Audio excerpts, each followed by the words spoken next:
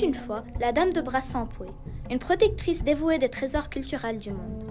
Elle parcourait chaque musée, veillant à ce que les précieuses œuvres d'art et les artefacts historiques soient préservés pour les générations futures. Elle résidait au musée d'archéologie nationale et pour se déplacer, elle utilisait une flûte magique, lui permettant de se rendre où elle voulait. Sa monture n'était autre que le mégacéros qui répondait au son de la flûte. Un jour pourtant, la dame à la capuche attendait patiemment que les portes du musée s'ouvrent pour accueillir les visiteurs. Mais elle se rendormit. Dans son rêve, elle entendit une voix venue du Liban qui lui déclara que sa flûte était au musée de la préhistoire libanaise d'Ashrafiyeh. Cela la réveilla. « Bizarre !» se dit-elle. « Je me souviens l'avoir mise dans mon sac. » Ce qu'elle voyait à présent l'étonnait vraiment. Son sac était vide.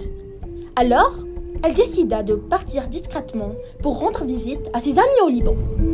Mais si seulement elle savait ce qui l'attendait. Sans sa flûte, la dame à la capuche se sentait dépourvue de ses forces, car c'était la seule chose qu'elle possédait. Il était 2 heures du matin et c'était difficile de voler, car elle n'avait ni flûte ni passeport. Elle arriva à présent à la tour Eiffel et s'arrêta pour penser à un moyen de venir au Liban. 10 minutes après, elle se leva et eut une idée.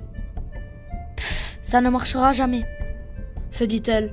Pourtant, elle se leva de nouveau et se dit « Tant pis, je vais essayer quand même. Je pars au Liban. Je vais tout faire pour récupérer ma flûte. » Elle se rendit alors à l'aéroport Charles de Gaulle pour voir s'il y avait des passagers, ce qui était rare à 2 heures du matin. Elle finit par en trouver un, mais elle devait vérifier que sa destination était bien le Liban.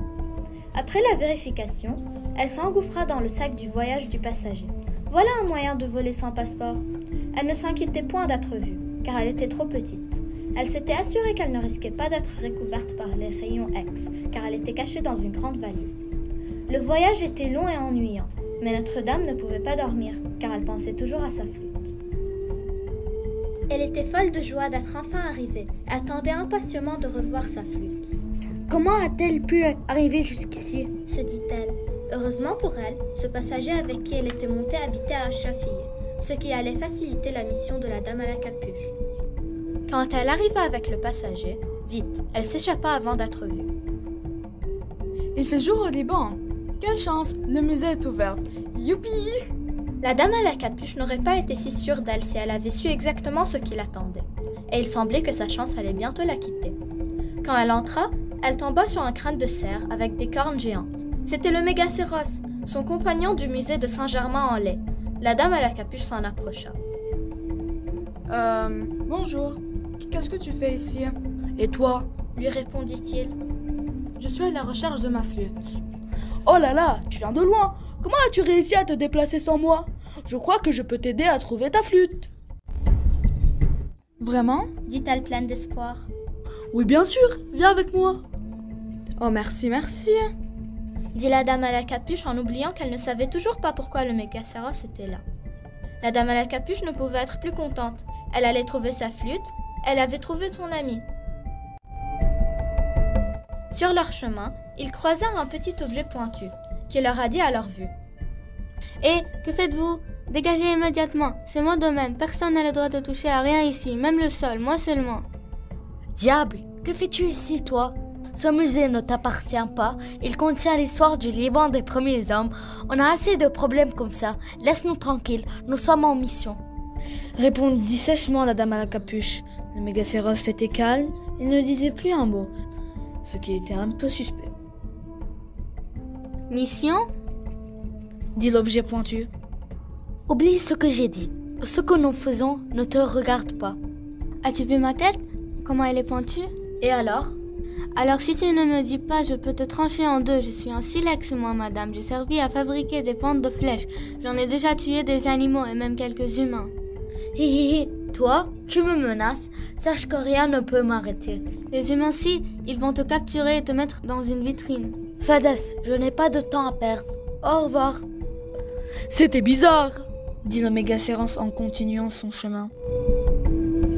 Le mégacéros conduisit la dame à la capuche jusqu'à sa flûte.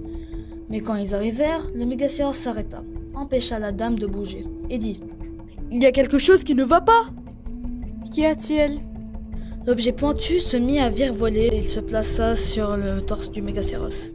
Mais je ne comprends rien. Que fais-tu avec lui? Stupide statue est un os. N'as-tu pas encore compris? Dit le Mégacéros. Attends, ça veut dire que... Que tu es bête? Je ne comprends pas comment ça prend autant de temps pour que ton petit cerveau comprenne. Sans doute, c'est à cause de sa taille. Se moqua la pointe de flèche. La dame était stupéfaite. Comment un ami, qui était devenu si cher pour elle, pouvait la quitter de cette façon? Alors elle rétorqua. Je suis peut-être un os, mais je suis solide. J'ai tenu 25 000 ans et je tiendrai encore longtemps. Parle autant que tu veux, mais je ne t'obéirai plus. La flûte est à nous. Cette pointe de flèche me donne le pouvoir de résister à ton pouvoir et à celui de la flûte. Je suis désormais libre d'aller où je veux. La pauvre dame de Brassampouille se sentait perdue. Soudain, elle aperçut un collier dans une des vitrines et se dit: Je connais cette parure. J'ai entendu dire qu'elle donne beaucoup de force à la personne qui la porte. Je vais l'essayer. La parure lui donna la force de partir à la poursuite du Mégacéros et de la pointe de flèche. Ils coururent partout à travers le musée sans se fatiguer. Le Mégacéros grâce à la pointe de flèche magique et la dame à la capuche grâce à sa parure. Tout à coup, le Mégacéros commença à faire trembler la terre et la dame à la capuche tomba devant lui. C'est alors qu'elle aperçut sa flûte coincée entre les dents du Mégacéros. Elle sauta et se saisit de la flûte.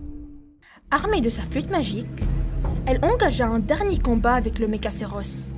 La lueur douce de la lune éclairait leur duel sur le parvis de l'université Saint-Joseph, tandis que le vent murmurait ses encouragements.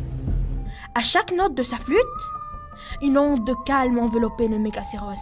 Son regard fatigué se fermait lentement. Ses puissantes ailes se repliaient paisiblement contre son corps massif, et la lueur de la pointe de flèche faiblissait.